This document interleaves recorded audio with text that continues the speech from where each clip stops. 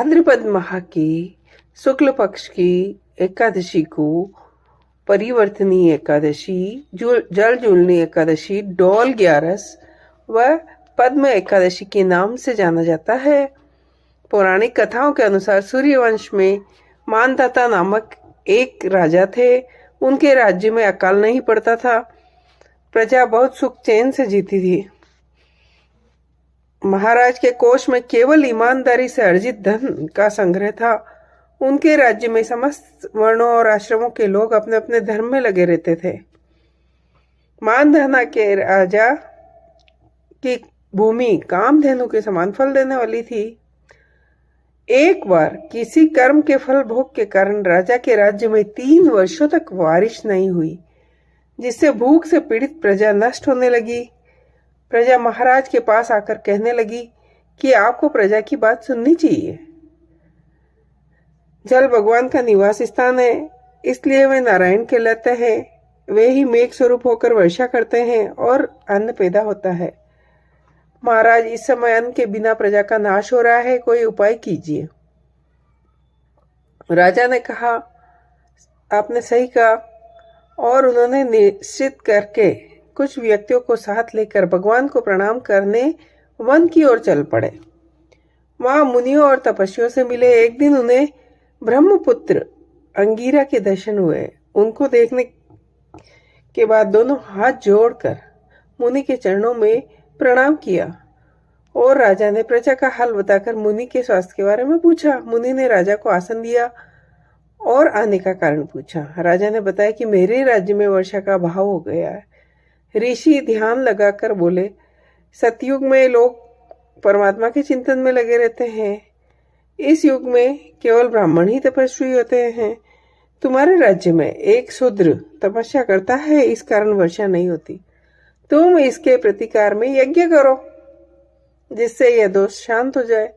राजा ने कहा, एक तो वह तपस्या में लगा है और उसका कोई अपराध नहीं है। मैं उसकी तपस्या का विरोध नहीं करूंगा। आप दोष को शांत करने का कोई दूसरा उपाय बता दीजिए। तो ऋषि ने कहा, भाद्रपद माह के शुक्ल पक्ष की पद्म नाम से एकादशी होती है। इस व्रत के प्रभाव से समस्या का हल मिलेगा।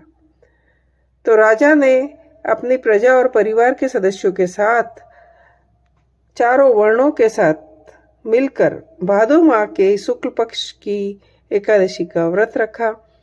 इस व्रत से राज्य में बारिश होने लगी और हरी भरी खेती से पृथ्वी सुशोभित होने लगी। इस दिन शेष सैया पर निद्रा मग्न भगवान विष्णु करवट बदलते हैं, इसलिए भी इसे परिवर्तनी एकादशी कहा जाता है। इस दिन भगवान श्री कृष्ण की पूजा करने का भी विधान है। इस दिन कृष्ण का पालना उत्सव किया था और माता यशोदा का जलवा पूजन किया गया था, इसलिए इसे जल जूलनी एकादशी भी कहते हैं। परिवर्तनी एकादशी पर भगवान विष्णु के वामन अवतार की कहानी भी सुनते हैं। अपने वामन अवतार ने भगवान विष्णु ने राजा बलि की परीक्षा ली। राजा बलि ने तीनों लोकों पर अपना अधिकार कर लिया, लेकिन उसमें एक गुण यह था कि वह अपने पास आए किसी भी ब्राह्मण को खाली हाथ नहीं जाने देता, उसे दान अवश्य देता। दैत्य गुरु शुक्राचार्य ने बलि को अपना भगवान विष्णु की चाल से अवगत भी कराया, लेकिन बावजूद उसके बलि ने वामन स्वरूप भगवान विष्णु को 3 पग जमीन देने का वचन दे दिया।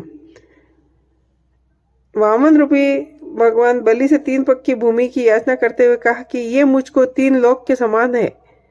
राजन, ये तुम्हें अवश्य ही देनी होगी। राजा बलि ने इस तुच्छ याचना समझकर 3 पग भूमि का संकल्प मुझको दे दिया है।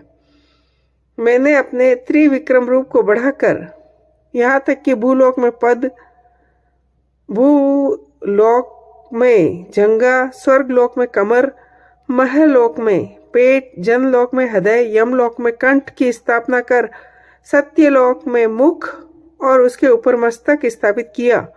सूर्य, चंद्रमा आदि सब ग्रह, गण, योग, नक्षत्र, इंद्र आदि देवता और शेष आदि सब नाग गणों ने विविध प्रकार से वेद सूक्तों से प्रार्थना की। तब मैंने राजा बलि का हाथ पकड़कर कहा कि हे राजन, एक पद से पृथ्वी, दूसरे से स्वर्गलोक पूर्ण हो गए, अब तीसरा पग कहाँ रखूं? तब बलि ने अपना सिर झुका लिया और मैंने अपना पैर उसके मस्तक पर रख दिया, जिससे मेरा वह भक्त पाताल को चला गया। फिर उसकी विनती और नम्रता को देख मैंने कहा, हे बलि, मैं सदैव तुम्हारे निकट ही रहूंगा। जय हो।